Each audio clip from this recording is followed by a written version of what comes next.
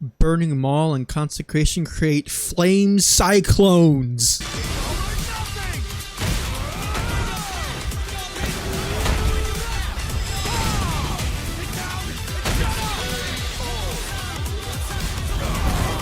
You know, I've tried to play this mission so many times since the season started, but like right when it started, I kept getting goddamn cabbage errors at the beginning of the mission and none of the enemies would spawn. I would just disconnect. So hopefully this actually works. But after a very long time, hello and welcome back to Destiny 2 and the channel. I've already seen this cutscene like 5 times because I tried playing it when the season came out. But yeah, here we are back on Destiny 2. It's been a very long time. I don't even remember when the last time I made a Destiny video was. But in addition to Gamescom in general happening, which I'm going to talk about, but in addition to just Gamescom in general happening, Bungie for one had the trailer for the final shape at Gamescom, and they also had their own live stream where they had their final shape showcase, and they showed the trailer and they had like a bunch of developer insight about, you know, the expansion and whatnot, you know, like they usually do every year. Also, can we just talk about how cool it is that the exotic for this season is a Hive boomer gun? Like, look how cool that is. Also, you don't have to reload it. That's amazing. Oh my god, the enemies actually spawned. But yeah, they revealed a whole bunch of things in that showcase they did. And there's a few things that I really want to talk about in regards to that. Also, did I mention the gun makes moths? But I think one of the biggest things, besides just, you know, the general like story and narrative of the expansion, which seems to be, you know, shaping up to be something exciting at the very least and interesting. But yeah, besides like the narrative stuff, one of the biggest things that they talked about during the reveal was actually how they're changing the way they're doing seasonal content going into the future. Yeah, instead of doing 4 seasons a year with the expansion, they're going to be doing 3, they're calling them episodes. They're apparently going to be dealing with what happens at the end of the final shape and the result of, you know, the end of that story and whatnot. And they showed the names for them. I don't remember what they are actually. Let me stop here and look it up really quick. Yeah, here they are. They're called Echoes, Revenant, and Heresy. And for each one respectively, there's a picture of the Vex and Fickrel and Hive Swords, you know, in the order that I mentioned them. And it'll be very interesting because there is this, like, I think it was a leak or a rumor that the stories going into the future of Destiny after the final shape are going to be like almost anthology-like and dealing with different parts of like the Destiny universe that I guess need tying up. And there's like a whole diagram for it and how they're going to be like pushing out content. I think they said every 6 weeks there's going to be new stuff during each episode. So I think what they're basically going for, they also mentioned that like the storytelling is going to be more cinematic. Now we'll see how true that is when it actually happens, but I guess this is basically their way of, they're basically doing like more higher quality seasons, but there's 3 a year instead of 4, which, you know, they go into detail about how like the seasonal model has gotten a lot very formulaic and whatnot. So this is, you know, hopefully going to shake things up narratively and in terms of gameplay. Get him, Moth.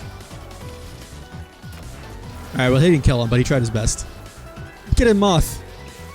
But yeah, that's probably one of the biggest things in terms of the overall game that they're changing. In terms of the final shape itself, there's obviously going to be like new exotics.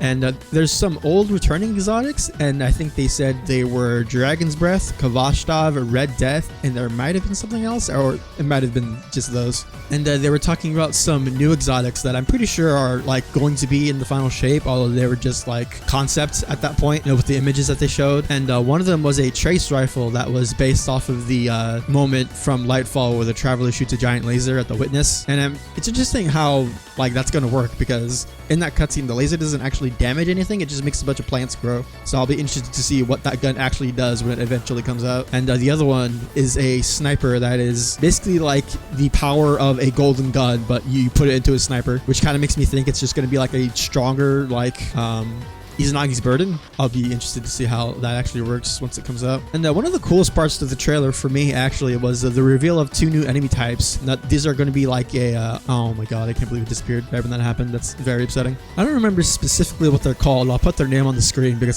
it's totally escaping me right now. But they're basically like 2 new versions of the oh my god, I'm forgetting what that other enemy type is called now, of the Tormentors, except instead of being like Nezrak, these look more like Rolk, and they have strand and stasis powers. And they look super cool. I'm very glad with how the enemies look. I feel like there's a few things escaping me right now about the reveal, so give me a second to gather my thoughts. Oh, duh, obviously. And one of the other really big things that they showed, which is actually in the thumbnail of the video, is that there are new supers. Now, a lot of people thought that if they were going to add new supers and subclasses to the game, it was going to be new darkness subclasses, so that, you know, it would be 3 light, 3 dark. But to my surprise, and I feel like to a lot of people's surprise, actually, it's 3 new light subclass supers, and each class gets 1 super. So I think Hunters is Arc, and they basically have a knife that they throw, and they teleport, and they do like attacks out of it, and they can throw it up to 3 times and teleport, and it's super cool looking. The Warlock one is basically like what is it called? Radiance, like from Destiny 1.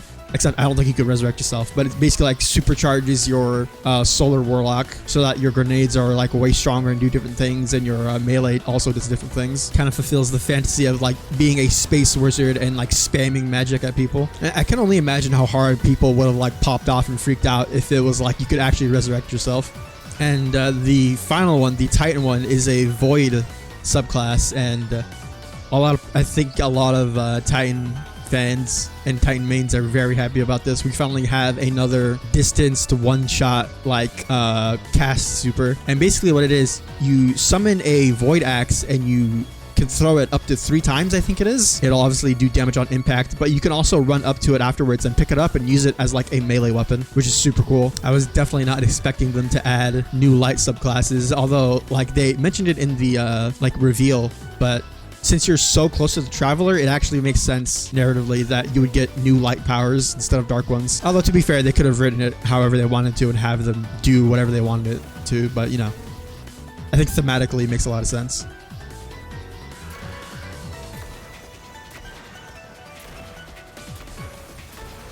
Yeah, how does it feel, dirtbag? Should do that to Amaru at some point. Okay. Also, this animation is great, although it looks super goofy when you're a Titan.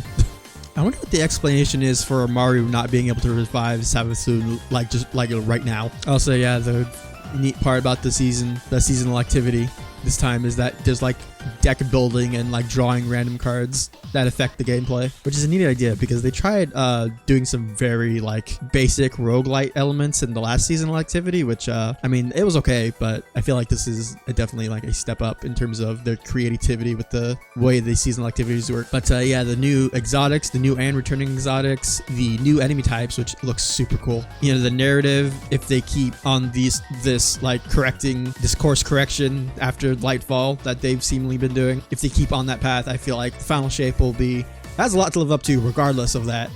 But you know, I think for the most part the story will be okay at the very least, and I'm obviously hoping that they over deliver like to an absurd extent with the story, because I feel like it kind of has to, at least in that regard. But yeah, the story stuff, and with Cade coming back, that's gonna be super cool. It's also Nathan Fillion again, which is surprising. It's weird that there's this like in-between era of Destiny where like the beginning of Destiny, Nathan Fillion's Cade, but then in Forsaken it's what is his name? He's literally in everything. Oh my god, how am I forgetting his name? Nolan North. And then, you know, after Forsaken, he's obviously was gone for a long time, although he still had some like dialogue in the game afterwards because of some quests and stuff. But and then coming back into the final shape, it's Nathan Fillion again. It's just kind of funny, although obviously if you're not paying attention you wouldn't really notice. But all that cool stuff with the story, and then the new supers, which are going to be really, I'll be interested to see how they affect the overall like meta of the game, if they do so at all. I mean, regardless of how good they actually are, they definitely seem very fun. So, oh, it's the activity. That was weird. This is this like pre-rendered cutscene that is playing at a lower frame rate than the actual game, even though this is obviously just taken in engine. So weird. Anyways, there's also a lot of quality of life features coming into the game. One of the big ones being the in-game LFG. I think they're calling it the Fire Team Finder, which it allows you to like basically put out requests for specific activities and like tags on what kind of player you are and whatnot. So that'll be super cool when that comes out. I think that comes out next season? Or is it this season? I don't remember. Yeah, that's going to be super cool for people who want to do like more of the aspirational content in the game, but you know, haven't because, you know, they play solo, or they don't have friends who play this specific game. Or maybe there's just the day where none of your friends are playing the game on that specific day, but you're playing it and you want to do some stuff that's not just the regular like core activities. Yeah, I think they also like this season they added it so you could favorite shaders, which is, you know, amazing. I mean, it took a while for them to do it, but you know, they finally did it. Yeah, I think after Lightfall, a lot of people went into this reveal, you know, wanting to be excited but tempering their expectations, which on one hand kind of sucks that people feel the need to do that. I mean, I did it as well, but I feel like that's probably the right thing to do, not just with Destiny but just video games in general. And then if something actually ends up, you know, being good, then, you know, you could be pleasantly surprised. But I'd be lying if I said I did not get super baited by the Lightfall reveal last year. And then what we got, which, you know, there's good stuff in Lightfall in terms of the gameplay and the post-campaign stuff. But, you know, the thing that everybody sees, which is, you know, the campaign was definitely not, you know, people have gone on and on about this. But yes, I think overall the general sentiment of people in the Destiny community is that they are cautiously optimistic about not only the final shape, but the general future of the game. And to be fair, the season, like the first impressions people are having so far is that the season seems pretty good in terms of not only the story, but the seasonal activities and the exotics and the loot and whatnot. I mean, you literally saw it in the intro. There was an exotic for the Titans where you literally make fire cyclones with a strong one-shot burning maul.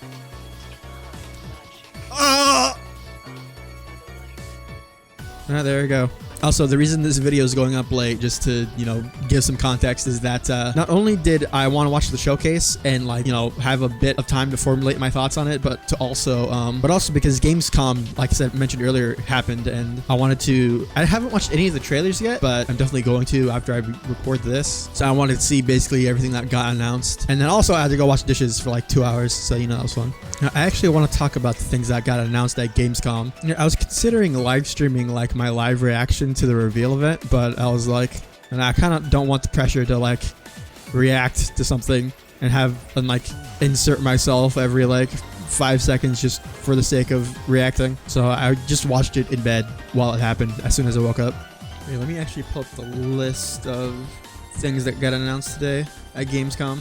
So obviously, as I've discussed earlier, there was the Final Shape trailer. There is the Little Nightmares 3 trailer, which I was not expecting for that game to get a sequel anytime soon. So that was a cool like surprise announcement. I haven't played those games, but I have them in my library, and I've seen playthroughs of them, and those games are just super cool and really creepy, but not in like a generic like horror kind of way. It's very odd to try and describe it. But Black Myth Wukong got announced, which was a like Souls-like character action game that was like shown off and announced a while ago, which a lot of people, myself included, thought it was just like a fancy like tech demo or like vaporware or whatever. But there was an actual trailer that came out that showed new gameplay, which is super neat, because that game looked really, like, the biggest thing about that game was that people were talking about how like good it looks graphically, which it definitely does. Also, you play as Sun Wukong. That just sounds super cool. I'm a fiend for Souls-like games, so, you know, hopefully when that comes out, whenever it does, it actually plays good, because the worst thing a Souls game could do is not feel good to play. And then there was the Killing Floor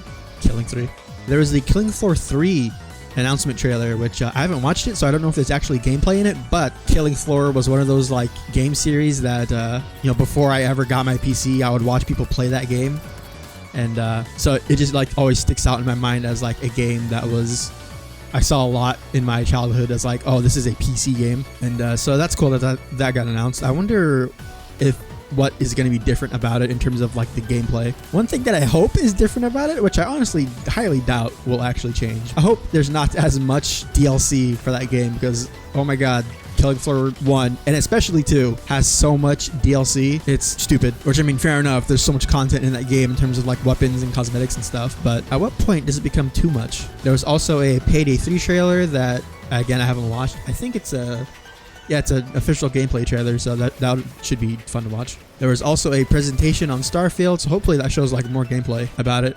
When that game comes out super soon, I think. I'm gonna die. Well, while I sit here lifeless, I can scroll up and see what other stuff announced. There was a trailer for the new Assassin's Creed. I haven't been caught up with Assassin's Creed in forever, so I'm not really super, you know, excited for that game, but I mean, if it's good, then hey, that'll look cool. There was also a trailer for Modern Warfare 3, and I think it's mostly campaign stuff, but there's also a full presentation for the game, so I'm not sure what they go into specifically in that, whether it's still just more campaign campaign stuff or whether they talk about multiplayer and other stuff. I know they also announced that there's going to be another COD Next event, which is basically last year where they announced like Warzone 2 and all the stuff about that, about Modern Warfare 2's multiplayer as well. So I think we're gonna have to wait until then to get more details about multiplayer and Warzone and maybe even zombies. There was also a trailer for a game called Zenless Zone Zero, which if you don't know what that is, it's basically a game developed by the studio MiHoYo, which is very well known for the game Genshin Impact. It is basically like a stat grinding 3D combat gacha game, which is very pretty. And then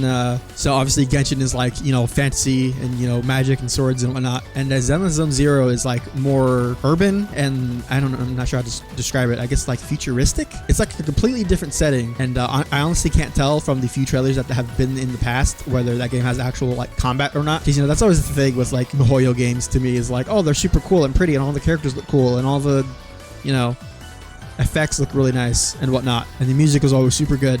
And then I remember it's a gacha game which has like very little depth to the combat. It's all about grinding for like artifact and your stats and whatnot, which I'm very not into. So, and if I saw correctly, I read the comments in that trailer and there's still no release date for that game. So, you know, also Lords of the Fallen got a new extended story trailer, so I should definitely watch that at some point. I'm so excited for that game. And Tekken 8 got a trailer as well, and it's more so about the single player, and there's a release date apparently, which I haven't watched it, so I need to watch that for the date alone at least. And there's a trailer for Mortal Kombat 1 showing off more characters. And finally, the last thing of note to me at least is there is a new trailer for the Cyberpunk DLC Phantom Liberty, which it's a gameplay trailer that I'm assuming shows off a lot of the, you know, ways they've overhauled the game and stuff they've added with this expansion, which I believe all the like overhaul stuff is coming out as an update, and then the DLC is like the DLC. I think the overhaul stuff is going to be added for free into the game. If it's not, I'll be very surprised, but I feel like that stuff is definitely going to be added into the game when the DLC comes out. Also, there was a launch trailer for Armored Core 6, and I also need to watch that as well. That game comes out really soon too. I think it comes out a few days before I get paid, so maybe I'll be able to play the game. We'll see. From this, does it matter if I do? What I am has served me, and has served humanity. I can't alt tab to pull up my OBS window. We serve our interests, not Savathun's. She's outmaneuvered you again. Yeah. You need me. We need your silence.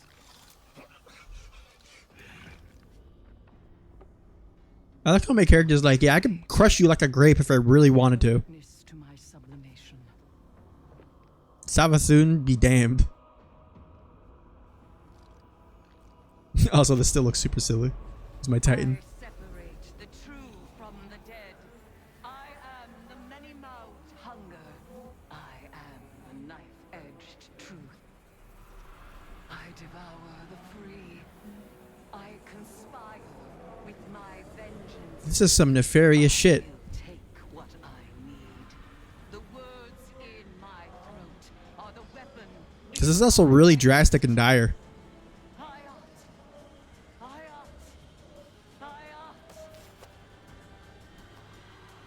Also, I like how we still never get to see what her actual face looks like.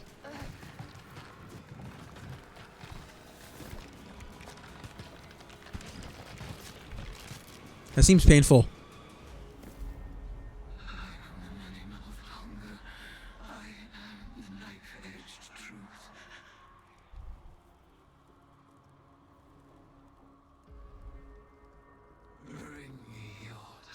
Gosh, she looks so cool. But also, hopefully she doesn't die, or hopefully that's not permanent. But, you know, we'll see, I guess. In, what is it, 4 months, 3 months? But yeah, I think I'm gonna call the video there. The video's already going on for way longer than it needs to. I still need to edit this, but yeah, the first thing I'm going to do is definitely try and get those new arms for the Titan, because flame cyclones. But also Moth. But if you did enjoy this video and want to help support the channel, liking this video and subscribing would be very much appreciated. And also, if you want to leave your thoughts about the final shape reveal or anything announced at Gamescom in the comments below, then feel free to do so. But yeah, like I said, I'm going to go edit this and then probably grind my ass off for those Titan arms. Anyways, later.